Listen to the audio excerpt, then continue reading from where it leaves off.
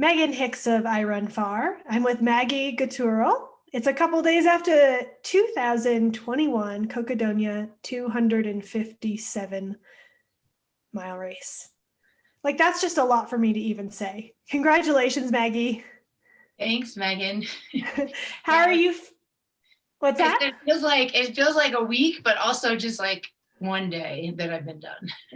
Okay, for me as a spectator of last week, it felt like a week. Yeah, I mean, there's so much to unpack here. What did the week feel like to you once the race started? Like, take us back to this time last Monday. I mean, it just all blends together. So when you don't sleep, it just feels like one long day. But like I remember at the Walnut Canyon aid station with 20 miles to go, the EMT guy puts like a pulse oximeter thing on your to, just check everyone, I think, and they ask what day it is. And I was like, and like the crew's like, we don't know what day it is. That's not a fair question. But Literally nobody does. no, that's like, yeah, it just all blends together. That's amazing. Is she having heat exhaustion or is she just on day 3 of an ultra marathon with no sleep? Yeah, he switched the question up to who is the president. So Did you nail that one?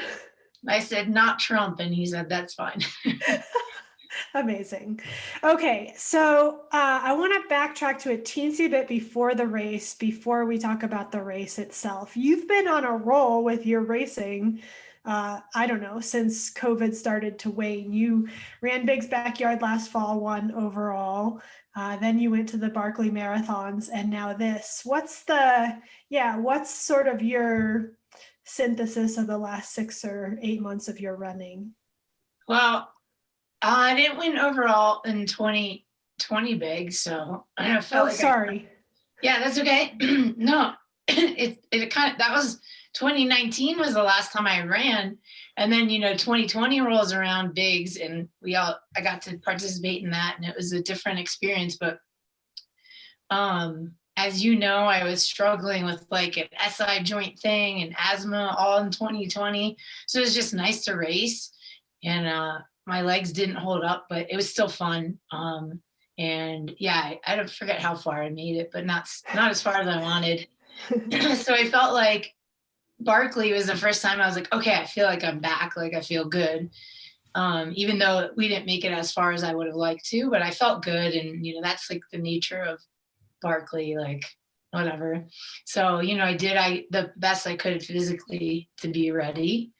And then, not that Cocodona was a backup plan, but like it was in my mind as like, Barkley is where I'm putting all my eggs, but like there's a big chance that you won't get to fulfill the potential you put into it, So then Cocodona became a kind of like, it's funny, I was joking that the wave one of Cocodona was like the Barkley reject wave. You had like Andy Pearson and Pete Mortimer and Jamil and Jeff Garmire and all these people who lined up at Barkley, and we're like, all right, here we go. That's amazing. Did you all like talk at the finish line of Barkley, like, oh, okay, see you in a month and a half in Arizona? Yeah, actually, I didn't really even see Jeff ever because he was still out there, so I never got to talk to him. And then yeah, I kind of talked to Pete, but yeah, so yeah, we didn't really get to chat about it, but it was fun because I think everyone was just antsy to put their training to use. Yeah, especially like post COVID, and then to have Barkley kind of cut short for almost everybody. I bet you the antsiness factor was like pretty significant. Yeah, and I think everyone had fun. Like I don't know, it was just cool to be out there and see people you haven't seen in a while, and it felt like a safe setting, and like outdoors is totally fine supposedly, and it was a pretty spread out race too. Like everyone's like an hour apart, so the aid stations were never that crowded.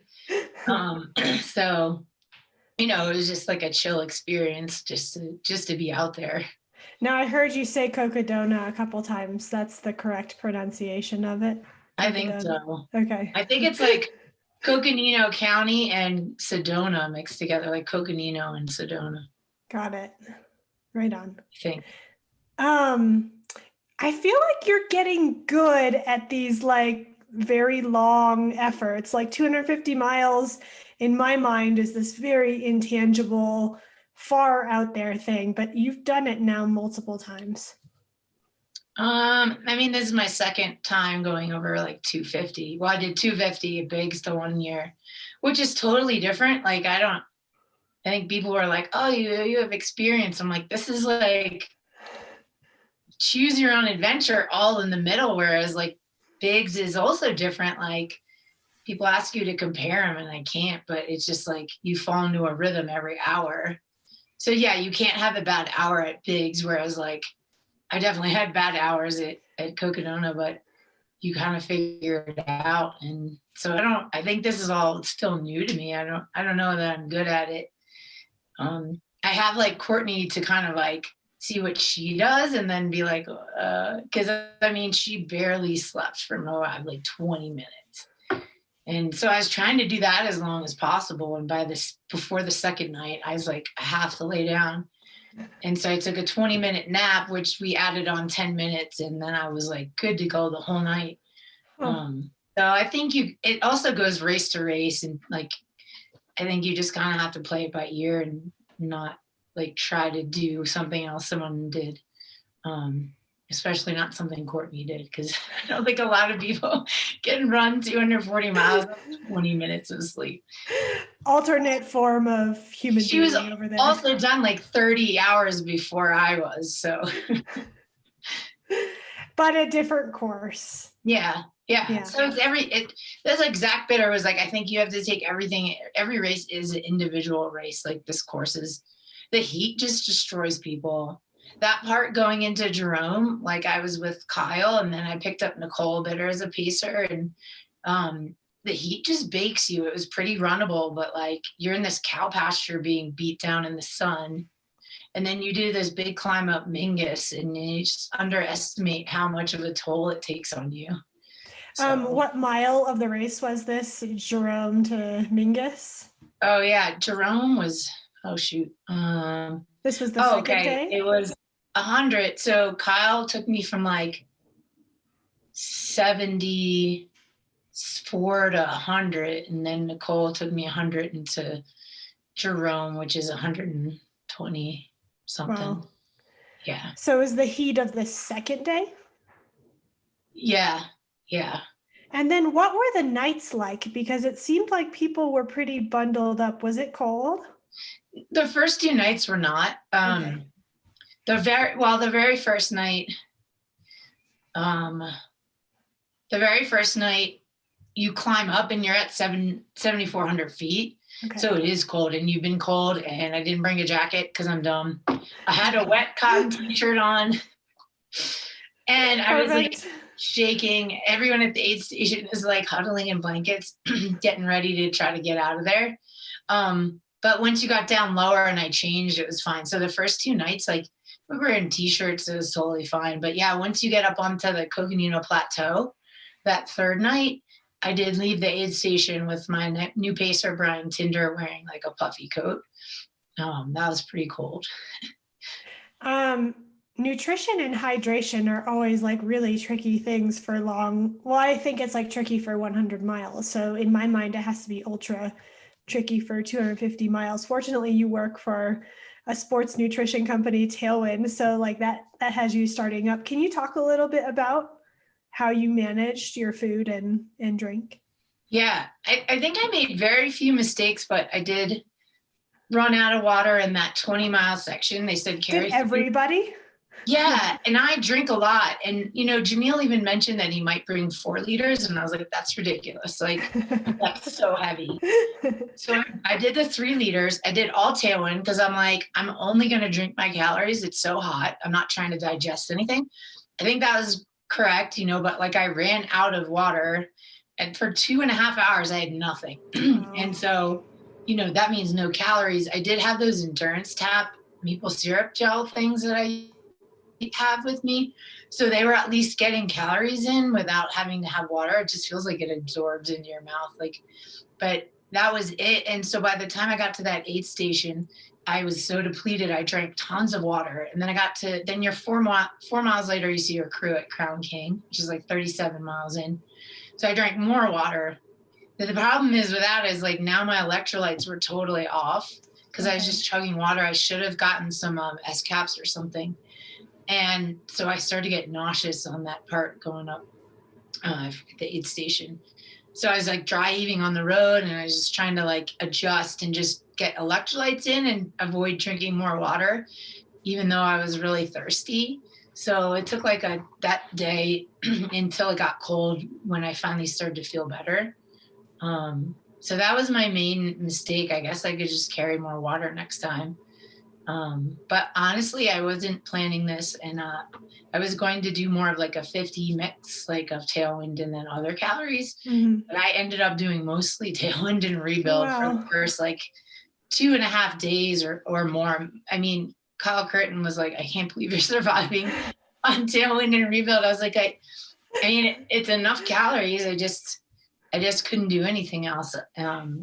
So that's amazing. And you didn't feel hungry or anything? Like no. And even when I was done, I didn't feel hungry. The most I ate was there's like a egg burrito once I got towards Flagstaff.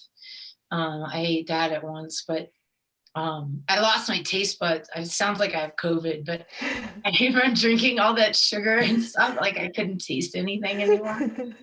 Didn't matter what flavor things were. No, I didn't. I was just, and it wasn't great anymore, but I was just getting it down and it worked. So. Is it COVID or is it a 3.5 day ultra marathon? Yeah, it's a similar after effects, probably. As evidenced by your atmospheric voice right now. Yeah, a cough. I had a cough. I lost my voice. I was tired. I lost my taste buds. I had COVID probably. Or you ran Cocodona. Yeah. Okay. What was it like to run something that hadn't been run before? Like, the race organization had great information on what you were going to encounter, but there was no times to go by. There was no like, oh, this person, I'm kind of like this person and they've done that before. What was it like to like just forge out? That was the fun part. I knew their time, like talking to Jamil, I knew those times that they had the race leaders showing up at were impossible. Okay. Like, I just didn't think no one was going to run that one section in 4.5 hours, that like super hot, steep, like it just wasn't going to happen. And like, I mean, Michael Versteeg finished 12 hours after they predicted. And he's a good runner. Like, obviously he's done the Arizona Trail. I think he's pretty stellar. So I don't think it's like there was just a lack of people that are able to do that. So it was just pretty cool just to see. And I love that they were like, oh my God, this is so much harder than we thought. And they had to adjust cutoff times. And like anyone that stayed out there and persevered, like, I think that's pretty amazing, when it's like you're running much longer than you thought you were ever going to run for. Like, I was like, okay, I was thinking max, this is going to be like 70-ish hours, Okay. And I'm like running for 85, which is cool because I really got that third night in and we hit the fourth day. It's a great experience for if I want to get to 100 hours at Barkley, like I'm kind of partway there. What percent of like fun versus this is just kind of like I'm tolerating this, or like genuinely not fun? Like, how would you break up the days? It was genuinely fun. Like, okay. I mean, I knew it was going to be hard. Just trying to stay awake was kind of frustrating because I felt like I had it to run faster, but like I was just so tired. It's interesting because you just start stumbling, and Kevin was pacing me up Kasner, and it's all like just Jeep road. I would run and then I would just zone out and be looking at things, and I realized I'm walking, and he's like, hey. And I'm like, you can tell me that I should run. Like, if you see me doing this, say shuffle. So he would turn around and be like, shuffle. And I'd be like, oh, and I start running again. Like, I think that was one of the most tired out of it I was getting. And I was forgetting what I was doing and what I was supposed to be doing. One of your crew members, Kyle Curtin, he seemed to like really enjoy taking and then posting photos of like your dirt naps on the trail. You had a couple of those? Yeah, I had a lot of little 2-minute naps with him, I think. Because Okay. even the first night I was getting really tired. I think we went through, was it Prescott maybe? The one night, I forget the first town we went through. Anyway, I slept in like people's yards, like on the side of the road. Just gonna stop in for a minute. Yeah, and like, yeah, so and those helped until like the second night when I think finally I just needed that 20-minute recharge in order to those naps to work. Like otherwise they're kind of useless. So I learned that, like if the little short naps stop working, you just got to stop and do like a longer one. And I guess it was mild enough that you could lay down for a little while and not be like unable to fall asleep because you were cold. Yeah. Yeah. It was, I think we had like windbreakers on and hoods up, but like it wasn't too bad. Did you have any really crazy experiences like hallucinations, animals, like practical jokes? Yeah, well, Courtney had a lot of jokes. And so did Kyle. I had some bad cow jokes, but like hallucinations, I didn't really see anything crazy, with Kevin going up Kasner and heading to the Turkey Butte aid station. It was like, sunset, and I saw a lot of man-made objects in the trees that I wasn't sure what they were, or like people in hard hats with masks, like a COVID mask, but like just for a second. And then I don't know, it wasn't anything crazy or super interesting, which is kind of disappointing. And then I don't know, I did see 5 snakes. I posted a story today of all the different kinds. Saw not a big rattlesnake, a small rattlesnake, but we were like right there when we left Jerome. Jeez. And I think that was the only poisonous one we saw. And then we saw a herd of pronghorn in the cattle pasture, wow, which is pretty cool. Kyle has a cool video of that, which I guess is pretty rare to see this far south. I've seen them in Wyoming, but that was cool. They're tolerant of the heat pretty well, I guess. I guess they were really cool. Yeah, I don't know, not too many things. I smelled a couple skunks, but I never saw them. I think Courtney saw one with the tail up, like running. And I was like, God. And then maybe some runners would smell better after that. It's true. Like break the ode third day of running with some ode skunk. Yeah. It's a couple days after now. We delayed this interview a little bit because your voice was gone, but now it's back. How otherwise are you feeling? I was never really sore. That's surprising. It's amazing. But my legs are just, super tired. Like I just, I talked to Jamil too. He said the same thing. Like if he stands for a long time, he's just tired, which, I went to the store yesterday with Ryan and we got lunch and I was like, take me home. I've been on my feet too long. Yeah. And I mean, the worst part was just the cough and my voice, just kind of miserable. And then my lips, like they just hurt, and I don't know if they were sunburned or like sugar and salt and sun and dust, everything, dehydration. Your name is on the entry list for High Lonesome later this summer, so that's your next plan, is to recover for this and then start doing mountain stuff? Yeah, I think during the week I'll work on speed and then do mountain training with you on the weekend. You're supposed to be my pacer if you have legs after Hard Rock. I am looking forward to chasing you around the Sawatch. That'll be great. Yeah, it'll be fun. And it's really, I'm just training for pacing Courtney at Hard Rock. That's the main event. What will be harder, running your own 100-miler or pacing Courtney at Hard Rock? Pacing Courtney. I'm scared. Well, you have a little bit of time to kick up your legs before you start training for that. And congratulations on your win last week. And just making 250 miles look far too easy. Like, you made it look so easy. Oh, I don't know about that. I'm feeling like this t-shirt you're wearing is like hyper appropriate for you. I know. Good shirt. Are these still available on your website? They're very They are not. They were a limited edition and now they're gone. So, oh, yeah. I'll check them out. I'm sure there's more cool stuff. Thanks, Maggie. Congratulations. Thanks, Megan.